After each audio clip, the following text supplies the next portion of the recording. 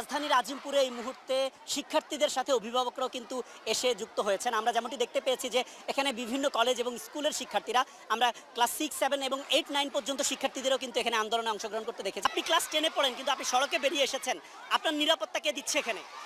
আমার ভাই বোনেরাই আমাদের নিরাপত্তা, ভাই বোনেরা এখানে উপস্থিত আছেন, তারা ভাবলে আমাদের কিছু হবে না। জন্য রক্ত দিব, আমাদের কিছুই যায় আসে না, আমরা মেধা শহীদ হব।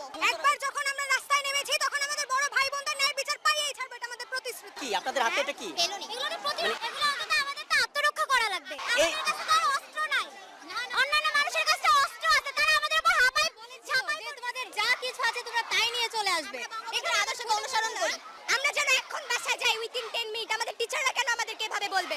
উনাদের সন্তানরা আজকে মারা গেলে উনাদের যখন সাসপেন্ড করে তখন তো আমরাই রাস্তায় নামি, উনাদের সাসপেন্ড করলে উনারা রাস্তায় নামায়। আমার ভাই মারলে আমি রাস্তায় নামতে পারি না, পুলিশ ঠান্ডা মাথায় খুন করে, এরপরেও কেন আমরা নামতে পারবো না? আপনি যে এখানে এসেছেন আপনার নিরাপত্তা কে দিবে?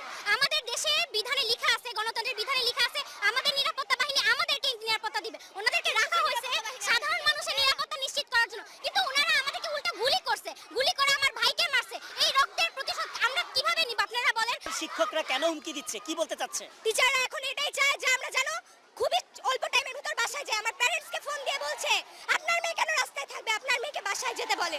আমাদের বাংলায় যেন কোনো বৈষম্য না হয়, আমরা সকলে আমাদের ভাষা শহীদদের ভাইদের রক্ত দিয়ে আমাদের বাংলা আমরা জয় করেছিলাম। 1971 সালের মুক্তিযুদ্ধের চেতনা আমরা বুকে নিয়ে আজকে রাজপথে নেমেছি। আমরা চাচ্ছি আমাদের অধিকার যেন আমরা আদায় করে তারপরই ঘরে ফিরি। মূল আন্দোলনটা আমাদের কোটা বিরোধী আন্দোলন না, আমাদের প্রত্যেকটা ছাত্রাবাসে গিয়ে যেভাবে আমাদের ভাই বোনদের নির্বিচারে হত্যা করা হচ্ছে, পুলিশ বিজেপি গিয়ে ওদেরকে যেভাবে মারছে, আমাদের আবু সাইদ ভাই, রাজু ভাই আপনারা দেখতে পাচ্ছেন, ওদের হত্যার বিচার চাচ্ছি। যদি আমাদের ভাষা যদি আমরা বলতে চাই স্বাধীনভাবে, তাহলে আমাদেরকে গুলি করা হবে। আমরা কি আসলেই স্বাধীন? আমি ক্লাস 8-এ। জি, প্রথমে কিন্তু এত স্টুডেন্ট কিন্তু রাস্তায় নেমে আসে না যখন আমাদের ভাইরা কোটার আন্দোলন করতেছিল, কিন্তু তাদের সাথে যে বিরূপ ব্যবহারটা করা হয়েছে, তারা তাদের ন্যায্য দাবি যখন চাচ্ছিল, কেন তাদের উপর আক্রমণ করা হবে? তারা তো কোনো আক্রমণাত্মক কোনো আচরণ করে নাই। আমাদের স্টুডেন্ট জুনিয়রদের একজনকে যদি ডিসি দেওয়া হয়, এটার ফল ভালো হবে না। কোন স্কুলের স্টুডেন্টকে যদি ডিসি দেওয়া হয়, এটার ফল ডিসির হুমকিটা মূলত কে দিচ্ছে? স্কুলের শিক্ষকরা দিচ্ছে। এখানে নামলে আমাদেরকে বহিষ্কার করে দেবে, আমাদেরকে কলেজে রাখবে না, ঠিক আছে? আমাদেরকে বহিষ্কার করে দেবে। কিন্তু আমরা আজকে ম্যাডামদেরকে আমরা পুরো বলে দিয়ে আসছি যে আমরা কলেজে থাকবো না, দরকার হলে আমরা ক্লাস করবো না, কিন্তু আমরা প্রতিবাদ করবো। 4টা দিন ধরে দেখতেছি যে ছেলেমেয়েরা কিভাবে আহত হচ্ছে, বাসায় থাকতে পারতেছে। আজকে আব্বু আম্মুকে না বলে চলে আসছি। আপনি কোথায় পড়েন? আমি ইডেন কলেজের ছাত্রী। আমার মেয়েদের অবস্থা দেখে আমার আর সহ্য করতে পারি নাই। এই অবস্থা ওদের মেয়েদের।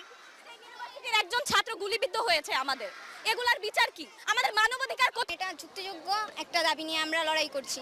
এখানে আমরা না কোনো সরকার বিরোধী যাচ্ছি, না কোনো রাজনীতির বিরোধী যাচ্ছি। আমরা জাস্ট চাইছি যে কোটা সংস্কার হোক, আমরা কোনো বৈষম্য চাচ্ছি না। কয়েকবার আমাদের এখানে পুলিশ অ্যাটাক করতে আসছিল, কিন্তু ছাত্রদের কারণে পুলিশ অ্যাটাক করতে পারে নাই।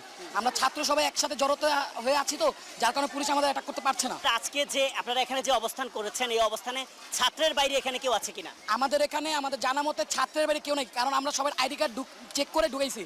কিছু গার্জিয়ান আছে, ছাত্রের বাবা মা আছে, ওনারা আমাদের পর্যাপ্ত সাপোর্ট দিচ্ছে। এই আন্দোলনটা মূলত শিক্ষার্থীদের আন্দোলন। শিক্ষার্থী আন্দোলনের মধ্যে আপনারা কারা এবং কেন এসেছেন? আমরা অভিভাবক, শিক্ষার্থীদের আন্দোলনের সাথে সহমত পোষণ করে আমাদের সন্তানদের ভবিষ্যতের কথা চিন্তা করে আমি আন্দোলনে সম্পৃক্ততা ঘোষণা করছি। অভিভাবকরাও আছেন, অনেক অভিভাবক তাদের সন্তানদের নিয়ে কিন্তু এখানে আন্দোলন করছেন এবং তারা বলছেন যে কোটা বিরোধী অর্থাৎ কোটা সংস্কারের যে আন্দোলন, সে আন্দোলন চালিয়ে যাবার জন্য তারা নিজেরাই কিন্তু সন্তানদেরকে নিয়ে এই সড়কে এসে অবস্থান করছেন।